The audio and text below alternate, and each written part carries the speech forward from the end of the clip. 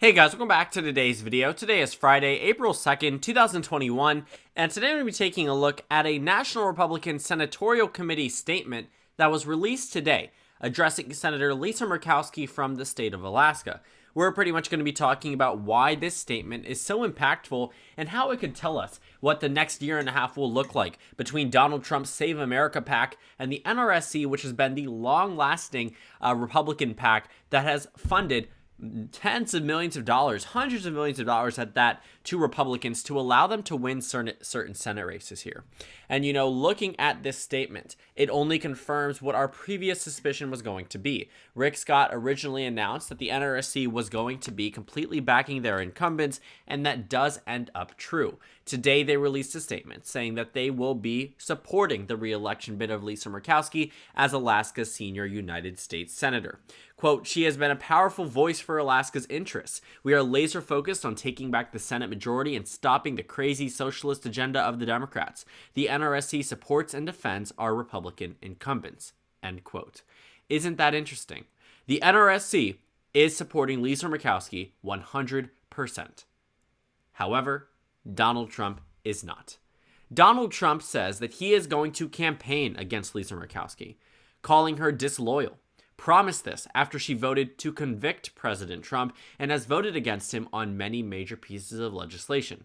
However, there's a catch here. Lisa Murkowski is not someone that votes with the Democrats more than the Republicans. If you're looking at the FiveThirtyEight tool that tracks Congress in the age of Donald Trump, tracked every United States senator and how they voted under President Trump's administration, and looked at the way that they voted based off what Trump supported versus what Trump did not support. And ultimately, it brought us to this point where we see that Lisa Murkowski votes with the Trump agenda a total of 72.6% of the time, above John Kyle, Rand Paul, Susan Collins, and Cynthia Loomis, but she gets a freebie here because she was just newly elected. So I'm not really going to characterize that just because she doesn't have enough of a voting record to be in this characterization. But higher than Rand Paul, higher than Susan Collins, and yet she seems to be one of the prime targets here for President Trump simply because she's up in a state where Donald Trump won in 2020. But the NRSC's statement, I think, really highlights a disconnect here between President Trump and the national GOP. The establishment is fine with the Republicans that voted to convict. Donald Trump, however, obviously is not.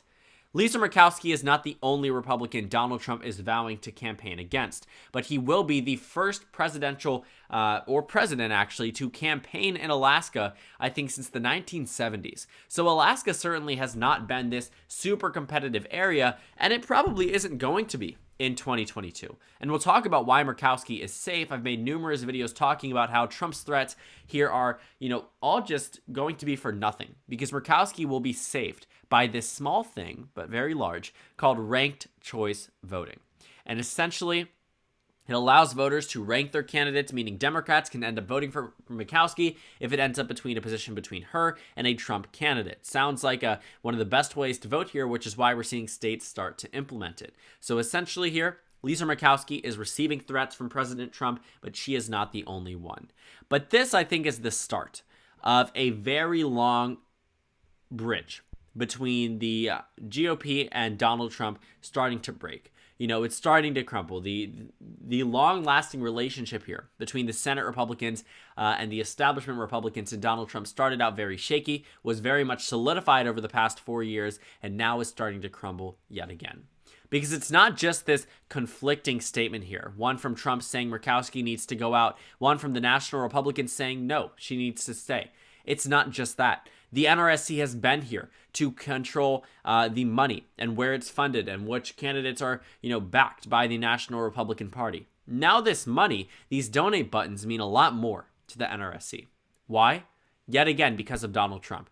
Donald Trump says, rather than support the NRSC or rather than donate to the NRCC or other Republican organizations, back his organization, the Save America PAC, which you can find on DonaldJTrump.com. His logo, everything on this website has rebranded to Save America from what Donald Trump puts it as the radical left agenda by the Democratic Party. So what Donald Trump is doing here is that he's asking people to donate money. He's asking for campaign contributions so he could spend his money from these supporters on primarying Lisa Murkowski or ousting Republicans that voted to impeach him in the House or voted to convict him in the Senate. Donald Trump here is getting money because he's winning over his base and he's losing money for the GOP. The GOP, the NRSC, is not going to get nearly as much money as they would in a traditional expected red wave year, or in a traditional year at that. Because Donald Trump is going to still be a heavy fundraiser, he probably isn't going to be too inclined to back all of the Senate Republican incumbents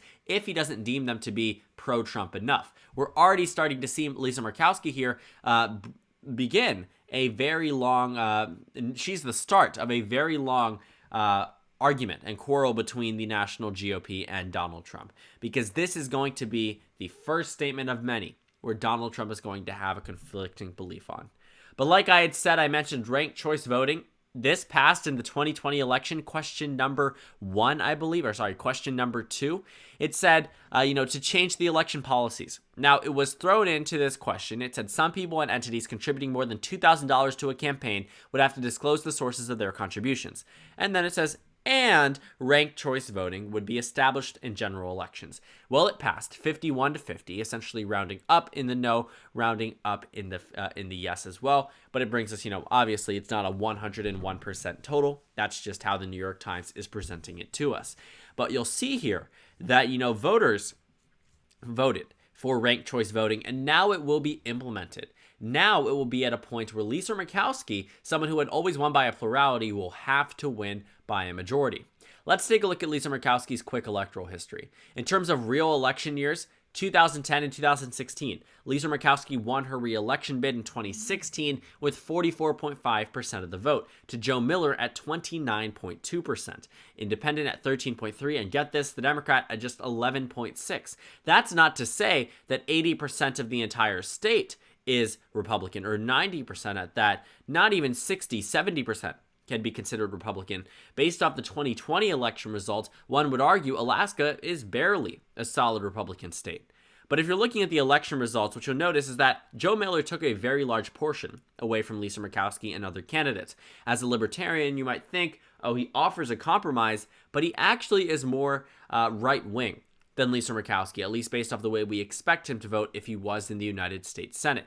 And Joe Miller is a return candidate. Back in 2010, he actually ousted Lisa Murkowski in the Republican primary, becoming the GOP nominee. Rather than lose, Lisa Murkowski said, "I'm running a write-in campaign." She won that write-in campaign with 39.3% of the vote. So no matter what happened, she hasn't had necessarily a strong history here of winning by a majority. But ranked choice voting will ensure that.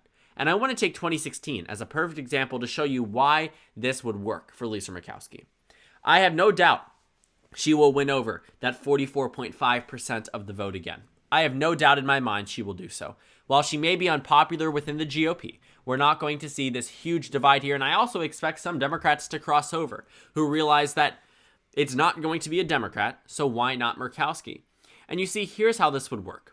Let's say, for instance, that Margaret Stock, the independent who got third place, 13.3%, wanted to, not necessarily back the Joe Miller candidate, but wanted someone who wasn't Murkowski, and all of the voters shared the same sentiment. So they would rank Margaret Stock first, but she doesn't make it on to the next round. So all of those voters who ranked her first have a second choice. Their second choice could either be Lisa Murkowski or Joe Miller. Well, if they all chose Joe Miller, that'll prop him up and bring him to around Lisa Murkowski's numbers. Well, with Ray Metcalf here, he's the Democrat. All of those Democrats say, I'd rather have Murkowski than Joe Miller. So they vote all for Murkowski, even though their first place choice, was the Democrat who just simply didn't make it on. Didn't make it to the next round because they weren't in the top 2, top 3, whatever it is. Ultimately, you take your first choice. If they're eliminated, they go to your second. So you have multiple chances of voting, and you have multiple times to have an impact on the outcome. So while it may end up being a Trump Republican versus Lisa Murkowski in 2022, no matter what Trump tries to do, he simply will not deny her from being in the top position. Because Donald Trump isn't someone who's adored in Alaska. Alaska was the closest it had been in decades. There's a reason for that. Donald Trump wasn't exactly someone who was loved by the people of Alaska. His approval rating was higher for obvious reasons. We didn't have an insurrection at that point. but he's not someone who's adored by the Alaska residents here. There may be some, obviously, but if you're looking at the 2020 election results, I find it very interesting that Virginia and Colorado and New Mexico had all voted for Joe Biden more than Donald Trump had won in the state of Alaska. And I think there's a reason for that. I think Trump's influence only goes so far in Alaska, only goes so far in certain states. With an unfavorability rating higher than the favorability rating, with, still a large victory, but not enough to say he will have a tremendous impact on 2022. What we're seeing here is that the NRSC and Trump are fighting. The NRSC and Trump are fighting through these statements. They're fighting through these moves, through these endorsements. On one side, the GOP is saying, we want our incumbents, we want to win back Senate control, stop wasting money on seats where the GOP will undoubtedly win. On the other hand, Trump says, what good is that GOP senator if they're not voting for me, if they're not voting for my agenda, if they're not voting for what the majority of the GOP wants?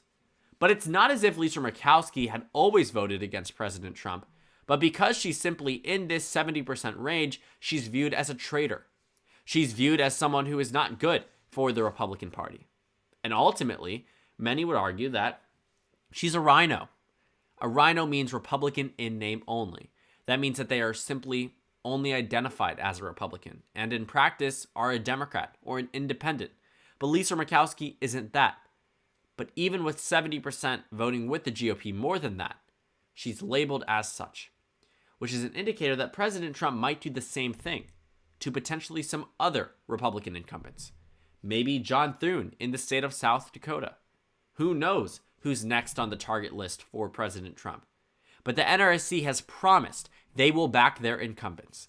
And with this statement about Senator Lisa Murkowski, it is very clear where they stand. They are trying to put their foot down to President Trump. But they know they can't do it by, without his voters. The NRSC is giving out conflicting information, and they're hiding it too. If you go to the website, you won't find it on the main press release page. I had to find this using a social media site from the NRSC official page there. But there was a social media with maybe, 200, 300 likes on the entire statement itself. It was hidden on the website. I couldn't find it without going to that social media, which I find to be very interesting. But the NRSC is at odds with Trump, and it is clear as day at this point. President Trump is saying, send money to me, not the NRSC. Is it working? Well, yes. It was working before Trump had even said that. President Trump started up with $31 million in cash for a new PAC. That's the Save America PAC. $31 million is a lot of money. It's a lot of ad spending in, states that are rural, in, certain city regions, in states like Alaska. President Trump is diverting resources rather than winning back Senate control, but to ousting the incumbents who he believed betrayed him. But the NRSC seems to have a different target. But the problem is, they are so closely intertwined that this seems like there is a rift being formed, that there is a divide opening up between these two. And I think there is. I think that is an accurate assessment. Because President Trump should not be focused on Alaska. Why is there an entire statement about the NRSC endorsing one of their own Republican incumbents? This would only happen in the era of Trump. And it's happening right in front of us. The GOP is at a crossroads. Do they stick with the establishment or do they go with President Trump? They have to make that choice. When voters decide, who am I donating to? Are they donating to Save America or are they donating to the NRSC? That's their choice. That's their decision. Previously, there was only one, and it was the NRSC. They worked so closely with Trump in 2016 and 2020, and now he's saying, I want my own piece. I want my own PAC. I want to funnel my own money into certain candidates. Well, he can do that now. He has the ability to. And, the NRSC is starting to push back. This is going to be a very long time that we are going to see constant advancements being made from both sides of the GOP. Eventually, one is going to crack. Eventually, one is going to blow up in the other's face. One of them is going to be blamed for an election loss in 2022. I can see it now. I can see it happening. The Trump camp is going to say you weren't Trump enough. The NRSC is going to say you ousted one of our incumbents. Why the heck would you do that, right? So looking at what we're seeing here, I don't think this is necessarily what the GOP really wants in a time period now where every single seat matters. Because with the Trump campaign vying for Alaska, the NRSC saying, wait a second, let's focus on the Democratic seats, I think it gets very tricky here, maneuvering for the GOP as to where they're going to allocate resources, where Trump is going to allocate resources, how they can double down, how they can counteract that. Because at the end of the day, I think that the Democratic Party is going to be in a position where they're going to take advantage of this divide right now within the GOP. And it's something that is very clear and very evident. It's something you can pick up on simply through the press releases from both PACs. So thank you guys so much for watching this video. Make sure to comment down suggestions below. Subscribe on the left if you haven't already, and check out the Instagram and Twitter. At the bottom left of the screen, there's also a Discord server for you to go ahead and join. On the screen, there's a video you can watch, and then a playlist for my 2022 midterm election analysis videos. Again, thank you guys so much for watching, and I will see you all tomorrow.